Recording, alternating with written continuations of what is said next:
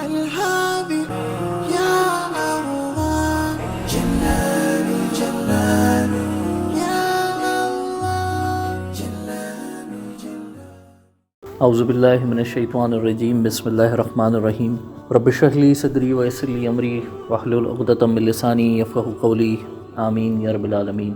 سورہ فاتحہ کے ترجمے اور تفسیر کے بارے میں بات ہو رہی ہے۔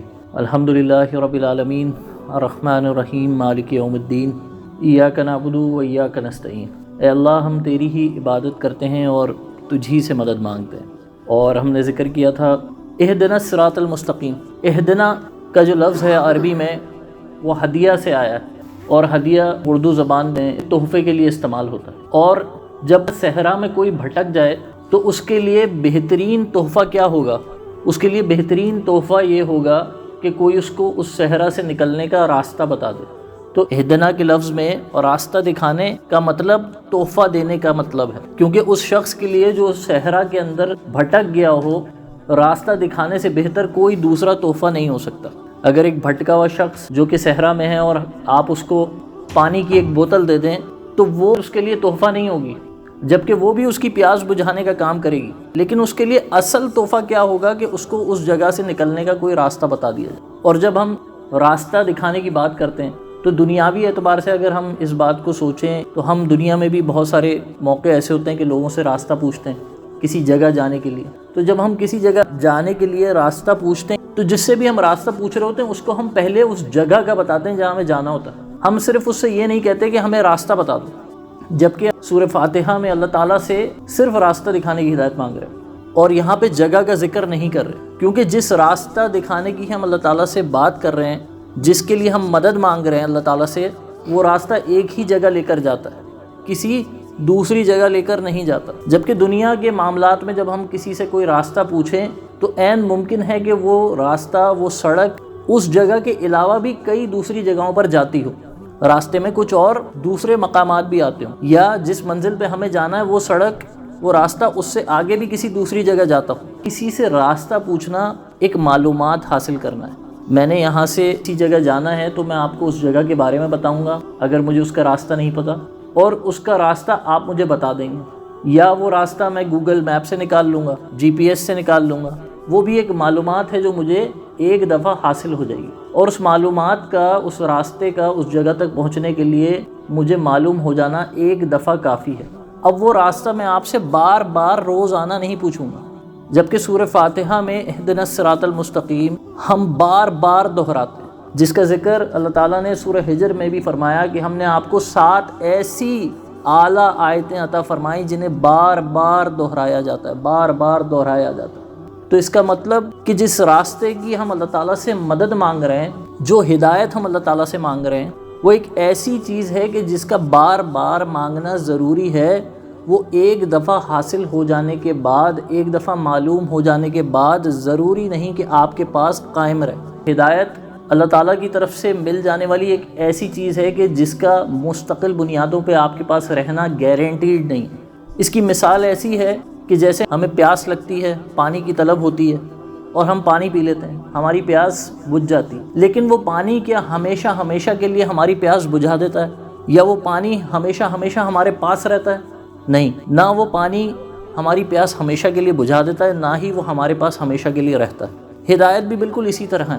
اسی لیے اللہ تعالیٰ نے سورہ فاتحہ کو بکثرت پڑھنے کی تاکید فرمائی، کیونکہ اللہ تعالیٰ ہمارا خالق ہے، ہمارا مالک ہے، وہ جانتا ہے کہ ہمیں اس ہدایت کی اللہ تعالیٰ کی جانب سے مل جانے کی بار بار ضرورت ہے، ہر لمحہ ضرورت ہے۔ اس لیے مختلف اوقات میں وقتاً فوقتاً ہم اللہ تعالیٰ سے سورہ فاتحہ کی شکل میں ہدایت مانگتے ہیں۔ اہدنا الصراط المستقیم، اہدنا کے بعد صراط المستقیم۔ صراط کا مطلب راستہ ہے، جیسے ہم پہلے ذکر کر چکے کہ عربی زبان بہت ہی وسیع زبان ہے، اور ایک ایک بات کو کرنے کے لیے کئی الفاظ ہیں۔ اسی طرح راستے کے لیے بھی عربی زبان میں کئی الفاظ ہیں جن کا استعمال سورہ فاتحہ میں صراط کی جگہ کیا جا سکتا ہے، لیکن اللہ تعالیٰ نے بالخصوص یہاں صراط کا لفظ منتخب کیا اور یہاں نازل فرمایا۔ صراط ایک ایسا راستہ ہوتا ہے جو چوڑا ہوتا ہے، جس پہ ایک سے زیادہ لوگ چل سکتے ہیں۔ اور جب ہم نے ہدایت مانگی تھی، ہدایت کے لیے مدد مانگی تھی، تو انفرادی طور پہ نہیں مانگی تھی۔ جب ہم ایاک نعبد و ایاک نستعین اس کا ترجمہ پڑھ رہے تھے، اس کی تفسیر جان رہے تھے تو ہم یہاں انفرادیت سے ہٹ کے اجتماعیت پہ آ گئے تھے۔ میں تیری عبادت کرتا ہوں اور تجھ سے مدد مانگتا ہوں نہیں تھا، ہم تیری ہی عبادت کرتے ہیں اور تجھی سے مدد مانگتے ہیں۔ مدد کس چیز میں مانگتے ہیں؟ سیدھے راستے پہ جانے کی۔ اور وہ راستہ کیسا ہے؟ صراط مستقیم۔ صراط ایسا راستہ جو چوڑائی میں زیادہ ہوتا ہے۔ دوسرے صراط ایک ایسا راستہ ہوتا ہے جو بہت طویل ہوتا ہے اور بالکل سیدھا ہوتا ہے، اس راستے میں کوئی ٹیڑھ نہیں ہوتی، بالکل سیدھا اور طویل راستہ ہوتا ہے۔ اور صراط میں تیسری چیز کیا ہے کہ وہ اپنے طویل ہونے کی وجہ سے مشکل ہوتا ہے، اس میں چیلنجز زیادہ ہوتے ہیں۔ اس راستے کے طویل ہونے کی وجہ سے اس میں آزمائشیں زیادہ ہوتی ہیں، اس راستے کے طویل ہونے کی وجہ سے بھٹک جانے کا ڈر ہوتا ہے، بہک جانے کا ڈر ہوتا ہے، کسی نقصان کا ڈر ہوتا ہے۔ جیسے دنیا میں بھی ہم جب کوئی طویل راستہ طے کرتے ہیں تو اس میں ممکنہ طور پہ ہمیں خطرات زیادہ لاحق ہوتے ہیں، ٹائر خراب ہو جائے گا، پیٹرول ختم ہو جائے گا، خدا نخواستہ کوئی ایکسیڈنٹ ہو جائے گا، راستہ خراب ہو جائے گا، بارش ہو جائے گی یا دیگر کسی قسم کا چیلنج ہمیں ملے گا۔ اور اللہ تعالیٰ نے جب شیطان کو مردود قرار دیا تو اس نے اللہ تعالیٰ سے کیا مہلت مانگی تھی کہ اے اللہ مجھے مہلت دے اس وقت تک کہ جب تک حساب قائم نہ ہو جائے۔ اور مہلت کس چیز کی مانگی تھی؟ کہ میں اس وقت تک تیرے بندوں کو بہکاؤں گا۔ اور بہکائے گا کہاں پر؟ کیا بتایا تھا اس نے؟ کہ میں سیدھے راستے پہ ان کو بہکاؤں گا۔ اور صراط مستقیم سے ابھی ہم نے جانا کہ یہ چیلنجنگ راستہ ہوتا ہے، طویل راستہ ہوتا ہے۔ اور اس راستے کا سب سے بڑا چیلنج کیا ہے؟ کہ اس راستے پہ ہمیں شیطان بہکائے گا، اور اسی لیے اس راستے کے سیدھے ہونے کے باوجود ہم اس راستے پہ جانے کے لیے، چلنے کے لیے اللہ تعالیٰ سے اس کی مدد طلب کر رہے ہیں۔ مستقیم کے لفظ پہ آنے سے پہلے میں صراط میں ایک چیز اور شامل کر دوں کہ صراط مستقیم میں صراط کا جو لفظ ہے اس کے راستے کے بارے میں ہم نے بات کر لی، اور جب ہم اللہ تعالیٰ سے یہاں مدد مانگ رہے ہیں اہدنا الصراط المستقیم، تو اللہ تعالیٰ سے جو مدد ہم طلب کر رہے ہیں وہ ایک ایسی مدد ہے کہ جس میں ہم اللہ تعالیٰ سے یہ مانگ رہے ہیں کہ نہ صرف ہمیں وہ یہ سیدھا راستہ دکھائے بلکہ ہمیں اس کے آخر تک پہنچائے اور اس پورے راستے پہ ہماری رہنمائی بھی کرے۔ کیونکہ کچھ راستے ایسے ہوتے ہیں کہ آپ ان کے بارے میں پوچھیں لیکن آپ اس راستے سے ناواقف ہونے کی وجہ سے یا اس کے چیلنجز کے ہونے کی وجہ سے، اس میں آنے والی آزمائشیں ہونے کی وجہ سے گھبراتے ہیں اس راستے پہ جانے سے۔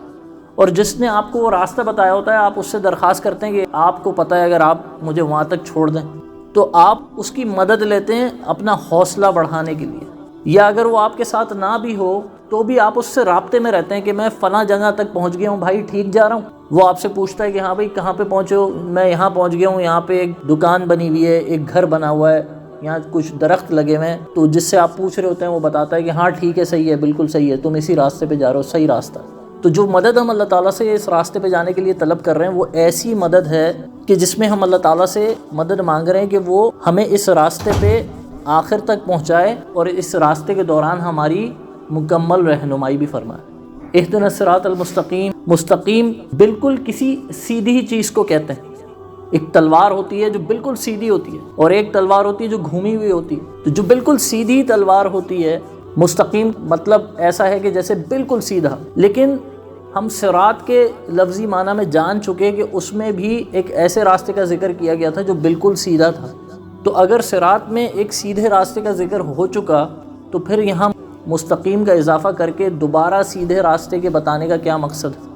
مستقیم ایک ایسا سیدھا راستہ ہے جو اونچائی کی طرف لے کے جاتا ہے آپ، کہ جیسے جیسے آپ اس راستے پہ آگے بڑھتے ہیں آپ کا لیول اپ ہوتا جاتا ہے، آپ اونچائی کی طرف جاتے رہتے ہیں۔ اور جیسے ہم نے صراط کے لفظی معنی میں جانا کہ یہ ایک مشکل راستہ ہے، چیلنجنگ راستہ ہے، تو دنیا میں بھی جب ہم کسی اونچائی کی طرف جائیں تو ہمیں مشکل پیش آتی ہے یا آسانی پیش آتی ہے؟ ہمیں مشکل پیش آتی ہے، ہمیں اس اونچائی پہ جاتے ہوئے مشکل پیش آتی ہے، ہم احتیاطی تدابیر زیادہ کرتے ہیں۔ لوگ راک کلائمبنگ کرتے ہیں، پہاڑوں پہ چڑھتے ہیں، کتنی احتیاط کے ساتھ چڑھتے ہیں۔ یا ہم اکثر دیکھتے ہیں یہ جو بلڈنگز پہ لوگ شیشے صاف کرتے ہیں اونچائی پہ، کتنی احتیاط ہوتی ہے، جبکہ اگر آپ کسی نیچی جگہ پر ہوں تو وہاں آپ کو اتنی زیادہ احتیاط کی ضرورت نہیں ہوتی۔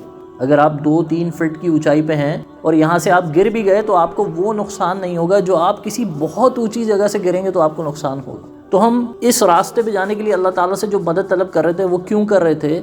اس لیے کر رہے تھے کہ یہ راستہ ہمیں اونچائی کی طرف بھی لے کے جائے گا، اور جتنی اونچائی پہ ہم جائیں گے اتنے زیادہ خطرات ہمیں لاحق ہوں گے، اتنا زیادہ ہمیں خطرہ ہوگا اس بات کا کہ کہیں ہم وہاں سے گر نہ جائیں، کیونکہ اگر ہم اتنی اونچائی سے گریں گے تو ہمارا بہت زیادہ نقصان ہوگا، ایسا نقصان جس کی تلافی نہیں ہو سکے گی۔ اور اسی نقصان سے بچنے کے لیے اس اونچائی پہ جاتے ہوئے ہم اللہ تعالیٰ سے اس کی مدد مانگتے ہیں۔ ایاک نعبد و ایاک نستعین، تو یہ راستہ ہمیں اونچائی کی طرف بھی لے کے جاتا ہے۔ اور جب آپ اونچائی پہ جاتے ہیں تو اونچائی پہ جانے کی وجہ سے کیا چیز ہوتی ہے؟ جب آپ اونچائی پہ پہنچتے ہیں کسی، تو کیا چیز بہتر ہو جاتی ہے؟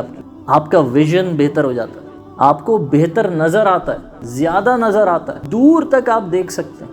یعنی ایک ایسا راستہ کہ جس پہ آپ جائیں گے تو آپ کے علم میں اضافہ ہوگا، آپ کی سوچ میں اضافہ ہوگا، آپ کے دیکھنے کا چیزوں کو انداز بدل جائے گا، سوچنے کا انداز بدل جائے گا۔ جتنا آپ نیچے ہوں گے اتنا آپ کم دیکھ سکیں گے، کم جان سکیں گے، لیکن جتنی اونچائی پہ آپ جائیں گے اتنا زیادہ دیکھ سکیں گے، اتنا زیادہ جان سکیں گے۔ آج کی نشست میں ہم اپنے ترجمے کو یہیں تک رکھتے ہیں۔ اللہ تعالیٰ سے دعا ہے کہ جو کچھ کہا سنا اس میں جو کمی بیشی ہوئی اللہ تعالیٰ اسے معاف فرمائے، اور جو کچھ کہا اس کے ذریعے سے ہماری زندگیوں میں تبدیلی لائے، ہماری عبادات کو بہتر بنائے۔ اللہ تعالیٰ ہمیں عمل کی توفیق نصیب فرمائے۔ وما علینا الا البلاغ المبین۔ جزاکم اللہ خیر۔